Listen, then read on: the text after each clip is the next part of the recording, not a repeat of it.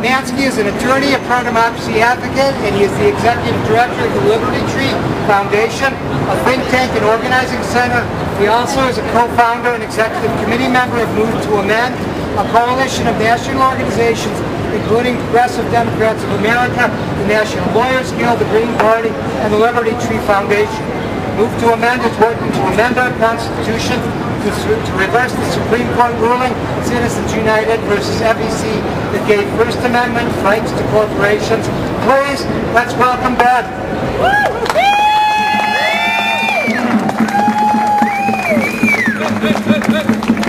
All right, I want to thank all of you. I want to thank Larry. Came down here from Madison, Wisconsin. Can't hear you. You can't hear me? Closer. Gotta be very close, it sounds like, with this particular mic. I'll just say again, thank you to Larry, thanks to all of you for welcoming us down from Wisconsin. It's wonderful to see so many people here in Chicago taking a stand for democracy. But I have to say, some of the signs that you have here trouble me a bit. I see signs about corporate corruption. Don't you think that's a little harsh? About a revolving door.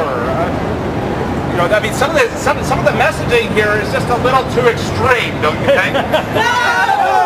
You've got to be kidding me! You've got to be kidding me! Who do they think they're kidding?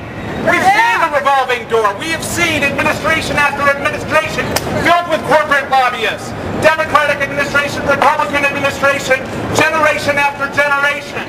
Who do they think they're kidding? Not us. Who do they think they're kidding? We've seen what went down with the BP spill. We've seen who's running the administration's agencies. They're supposed to be protecting the public health and our economy. And not just this administration, they inherited it from the previous one. Who do they think they're kidding? Who do they think they're kidding over there in Afghanistan and Iraq? Not us, where they have mercenaries, private military companies that are taking over for the United States Armed Forces, who are taking over in this most vital areas of American sovereignty. Who do they think they're kidding? Who do they think they're kidding as they take over our public schools? The Edison Project, with all these corporations who look at our public school system and they say, there's $10 trillion in North America and it is not ours and we're going to take it. Do they think they're kidding us? No! They're not kidding me either. I have to tell you, we have a vital task in front of us. And we all here together today are part of a vital movement. It is a new movement in America. It is not just a labor movement, though I am very glad as a member of AFT to see my sisters and brothers from SEIU here in Shrink today. It is not just an environmental movement, or a women's movement, or a civil rights movement, or a community movement. It is a democracy movement. It is a movement by the people who have been disempowered, who know, because we are the majority of us, on single-payer health care, on education, on the war, the majority of the American people are right most of the time. We know that the problem is that we do not exercise power in this country.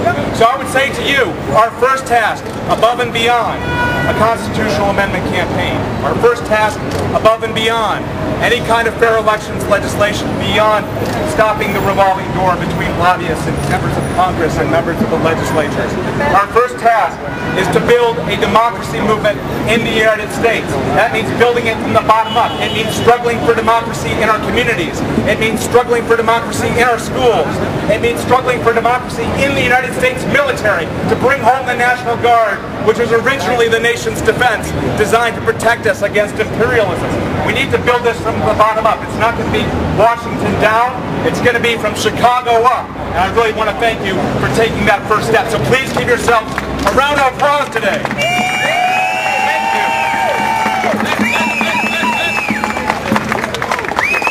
Secondly, and Larry got my second point, he says, speak to our organization how you might help. Please join us. Move to Amend is a coalition organization. It involves scores of national organizations and many grassroots organizations.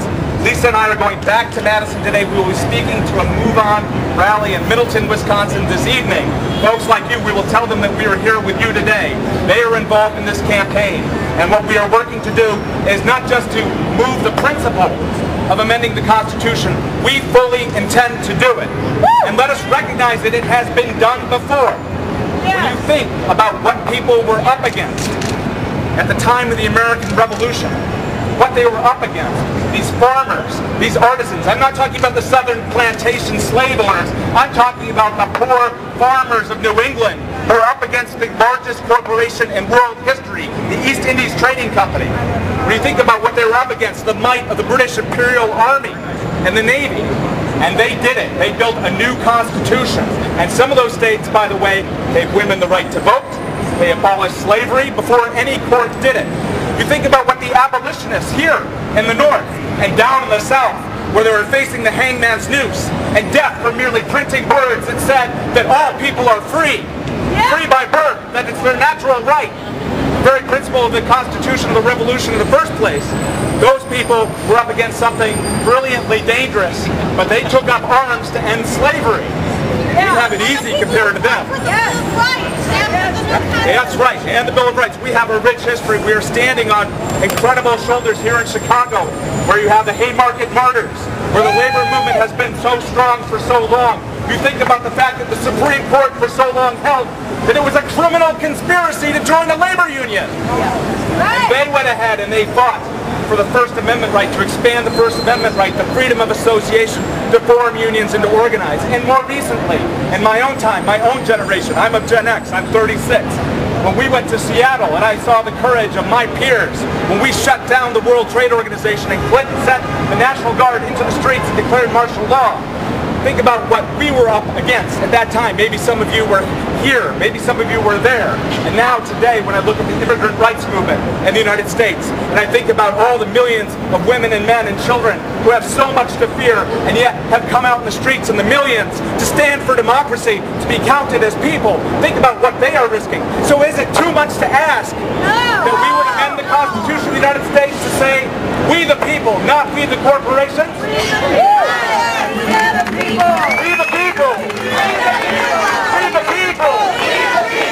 We the people! We the people! What a radical statement! What a radical statement that is! We are the true inheritors of the greatest of America's traditions. We are the true inheritors. And finally, so what I would say to you is, join our movement. Keep on with Move On. We're cooperating with Move On. We're cooperating with lots of other folks. Urge Move On to join the Move to Amend coalition, which, as was stated, is very broad and is nonpartisan, right? People from all kinds of different political parties and affiliations and beliefs. And get organizing in Illinois. Go to your state legislators and tell them to do what legislators in other states have already done in Hawaii, in Rhode Island, in Vermont, in California, and Massachusetts. And I will tell you, I am a candidate for election to the Wisconsin State Assembly, and if I am elected, I will move for Wisconsin to amend the Constitution, to begin the process of amending the national Constitution to state clearly that corporations are not people, that money is not speech, that we have an inalienable right to vote, as Representative Jesse Jackson Jr. of Chicago has repeatedly fought for the right to vote to be an amendment to the Constitution. Join our efforts there. And then finally,